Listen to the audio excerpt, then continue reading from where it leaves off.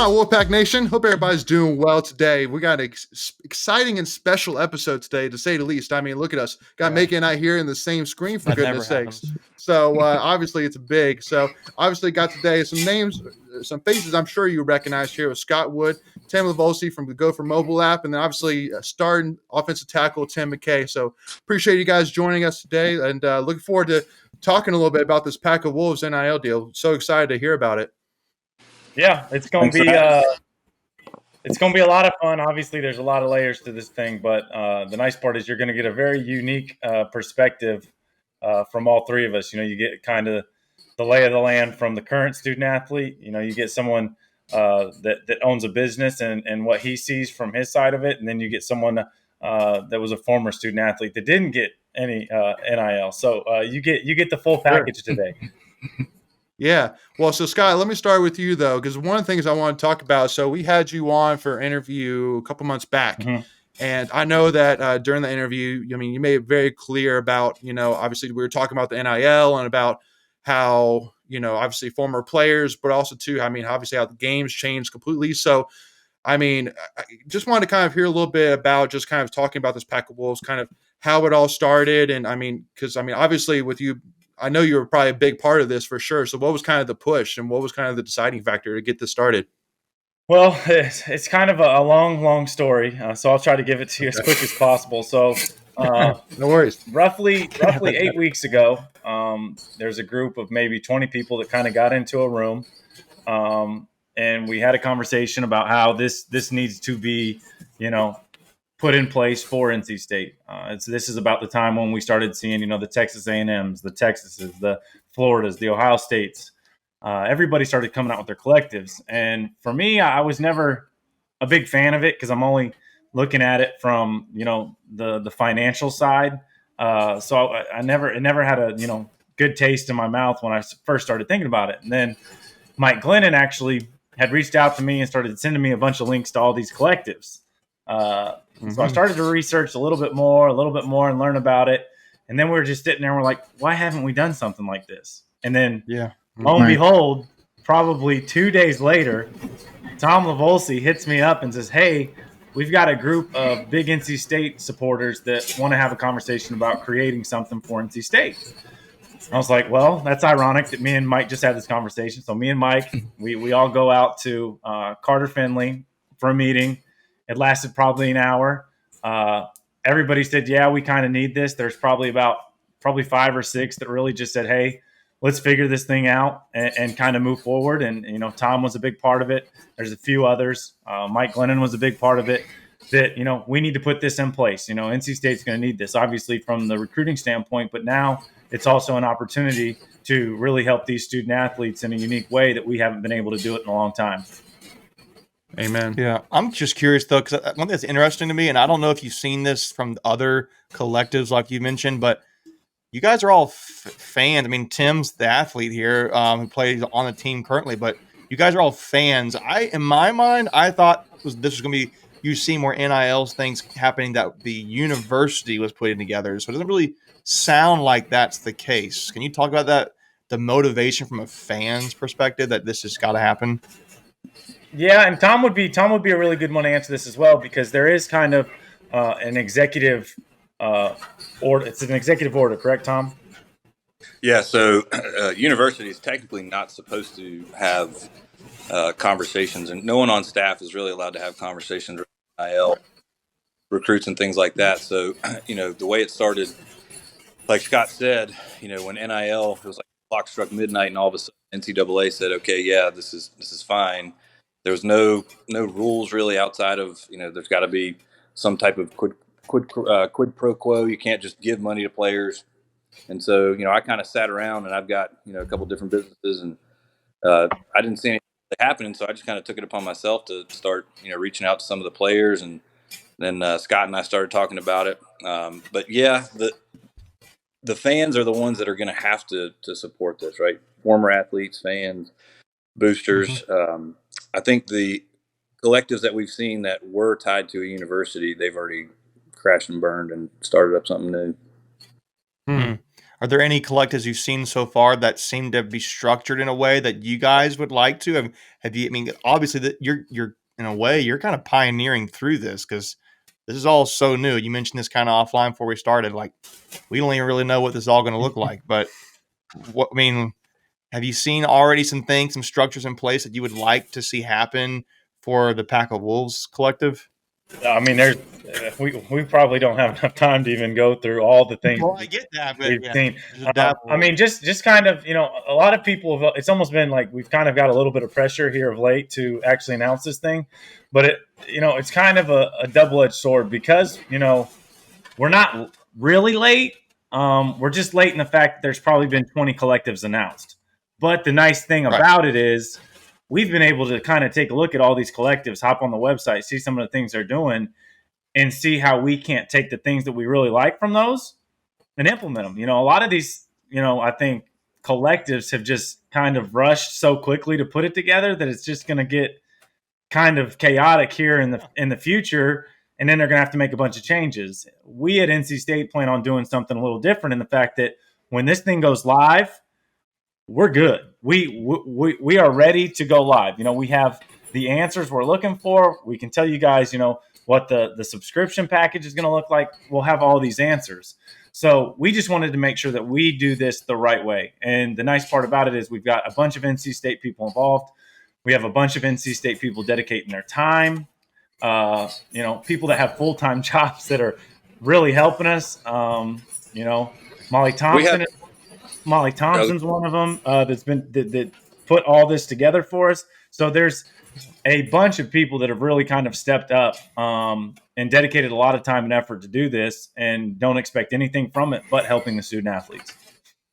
I was going to say we had a really good event last night. And something really resonated with me. The best way to describe it is, we didn't want to be first. We wanted to be right. So to Scott's point, we've been watching, some of these collectives that we're writing checks that they can't cash. I mean, some of these commitments that have happened with these stupid numbers, they don't have money to fund it, and now they're scrounging, and there's going to be some recourse to that. So we wanted to make sure that first and foremost, the goal of this is to help the student athletes always.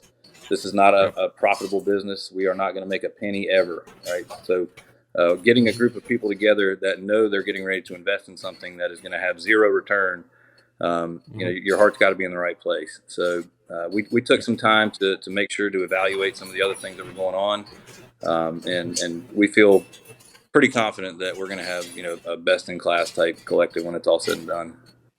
I also say, this is one example where the first mover advantage isn't that important. We've seen all these collectives come out with certain things, and we're looking at that, take it from there, looking at what we like, what we don't like, just forming a great model that's sustainable for NC State. Mm-hmm. So before we go any further, too, one thing I want to kind of take a step back on and just clarify too, because even for me as well is, so what is a collective? It sounds like at first it's kind of like a Wolfpack club of a sort. Basically, you donate money and then it can basically be passed out from there. But I mean, could you kind of explain that? I don't know if Sky or Tom or whoever would be best to answer that, but I feel like that's kind of a key question right now, because even myself, I'm not 100% sure. Like an ambiguous kind of term. Right. People don't have a lot of context to. Right. It's a buzzword. I mean, collective is a buzzword right now, but I mean, you're right. It's basically a booster club, but another really, really unique thing about what we're doing here is a lot of the collectives that you've seen out there, which a collective is just a group of people that form an entity that people can put sponsorship money into, or subscription money into, that can flow down into the to the athletes directly. One of the really cool things that we have going on here is we're walking hand in hand with the other entities, the Wolfpack Club. A lot of other schools are viewing as a competition, and there's a lot of arguing, and they don't really work together. But I can tell you from our experience, it's been nothing but a partnership. Love it. And so, and kind of talking a little bit about too, because one of the biggest questions I'm curious about is, Tim, obviously I know that Tom and Scott are part of the board. I mean, that basically is making up this whole thing, but obviously you being a current athlete as it is. So what's your kind of role? Because I saw on the Twitter page you put out, there was a video basically announcing you as a Pack of Wolves athlete. And most of the video is basically just kind of talking about your background, talking about, the benefits of NIL. But so what's your role specifically being a part of the Pack of Wolves NIL? So I was the first athlete to join the Pack of Wolves collective, and I'm just a pioneer, bringing other athletes on board and helping them really understand what the collective is doing here and how important it is. Okay. So, are you getting sponsored from the Pack of Wolves, or is it that I'm just trying to understand, because I understand that NIL deals basically kind of like with Tom, that obviously you promote their stuff and then they return it in favor. But so I'm assuming, is that kind of the same general setup here, or is it different? So I'm an ambassador for the Pack of Wolves collective, and I'll also be benefiting from the sponsorships and NIL deals that come through the collective. Gotcha. Yeah. Okay. And essentially, some of our first ones that we announced, obviously Tim is one of the first ones, but it's kind of like an ambassador program. We're gonna, reach out. We've reached out to a few women's basketball, multiple football players. We want to reach out to baseball players, to kind of help raise awareness about the Pack of Wolves and what we're trying to do. And Tim was an easy choice for us. He's been an advocate on his social media about, certain things in NIL, how to be financial savvy, how to, build connections. We had an event that Tim was fortunate enough to be at last night, and you look at his LinkedIn this morning, and he's got a connection to almost every single person that was in that room. And that's what this is about. I get a lot of people that are like, oh, they get the scholarship, they get this and that, which is fine. I get the argument for that. But, as a student athlete, you make a lot of sacrifices. As much as people want to say, oh, you get a free education, this and that, they're dedicating that time to the athletics. I've used the story of, I started in civil engineering. I had a studio that ran into practice time. Unfortunately, it didn't work out, and the coach said, hey, you've got this that's running into my practice. We need to make a decision. I had to pull out of civil engineering. Now, I'm not nearly smart enough to probably actually have graduated from civil engineering. That's one thing. But Tom's nodding his head along. But it also, played a big part. And I've had multiple conversations with multiple athletes that, that's kind of what it's like. And I used the my history and the things that I've learned that, the crazy part is Tim's one of the few that actually is kind of doing an internship now, that's been a part of something. I never had that luxury, and a lot of these student athletes didn't. So when they graduate and they're getting into the real world, it's, here's my resume, there's nothing on it. That's right. Tough. Right. But if we can just kind of ignore all these big numbers that are going out, and everybody just wanted to dedicate their time, like a Tom Livolsi and all these other boosters, that you could just give someone like Tim some advice, build a connection. Tim asked Tom, how did you become successful? What are the tools that you learned, to become an entrepreneur, to run your business? These are the connections that matter. The 1%, maybe less than 1%, will go on to play professional athletics. So now's our opportunity through NIL, because in the past it wasn't, it was frowned upon if Tom took Tim to lunch. Now it's allowed. Mm-hmm. So let's take advantage of it. Let's pair them up with people within the community, pair them up with fans, pair them up with businessmen, and we can create those connections so that when the ball stops flying in the air, you can't swim anymore, or I can't shoot a free throw, we've got something to fall back on. And this is a big part of it, and I tell everybody, don't get caught up in the money. There's so many other ways that NIL can be special. Before we continue, I want to take a quick second to tell you about our sponsor, Flatlands Jessup Insurance Group, that has your whole world covered, with agents in 5 offices throughout eastern North Carolina to help you decide how much coverage you need. Offering policies for home and auto, recreational vehicles, commercial, crop, health, life, and employee benefits. They are able to combine options to find a comprehensive solution that works for you. Flatlands Jessup protects the things you love so you can spend less time worrying and more time enjoying them. Find them on Facebook and Instagram at Flatlands Jessup. You can also visit their webpage at www.flatlandsjessup.com. So please make sure to go and check them out. Go ahead, Tim. Go ahead. Personally, I find the most value, like Scott was saying, in the connections, the network that the collective is bringing. NIL, everyone talks about money and monetary compensation, but money can be gone just like that. And your career is so short. But it's about your experiences and your network you build in college that will last a lifetime. Amen. So what's your goal here when it comes to the student athletes that are going to get involved? Do you want to have almost try and get almost every student athlete involved with the Pack of Wolves, or just finding the student athletes that fit the best with your goals? Another really good question. So again, there's a lot of layers to this, so I'm going to try to be as direct as possible. Big picture, when we first put this together, it is every student athlete. We want to be able to have a positive impact on every student athlete. I use my wife as an example. My wife played softball. When I was at study hall, she was at study hall. When she was at practice, I was at practice. She dedicated the same amount of time as what I did. I got viewed a little different because I played basketball. That's fine. But every single one of these student athletes are sacrificing a lot for their sport. Amen. And there's something that we're trying to get with the university that Oklahoma State has put together called the Brand Squad, which is a curriculum for students to take at the university that teaches them about NIL. So essentially what we can do is have this curriculum, have a student who has taken the course, pair them up with a student athlete, and teach them how to build a brand. So in a roundabout way, if we don't have the funds to take care of everybody, we now have a student that can teach a student athlete how to build your brand, how to go back to your hometown. Right. I'd have loved to go back to Marion, Indiana, and went to, GMC Cadillac dealership and see if I can't do a deal with them. Or Mi Pueblo was the local restaurant that I was always eating at. Try to do a deal with them, because these, even the freshmen that may not have, got on a field or on the court that have really been able to create a brand, they're still big time in their hometown. So if you could pair them up with a student that has now learned how to,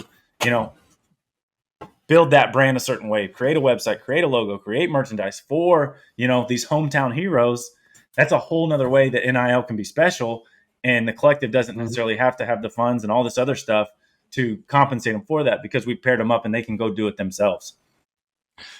Well, because one thing I love, like when we went to the spring game, was seeing like Isaiah Moore and Cheyenne Battle out there with their tents promoting their stuff, but they were actually out there like taking pictures with fans, signing autographs, all that jazz. So I think it's one of the huge benefits, honestly, with NIL is that with it obviously is a little bit more investment in the athletes, but in return is hopefully the athletes are more accessible to the fans as well.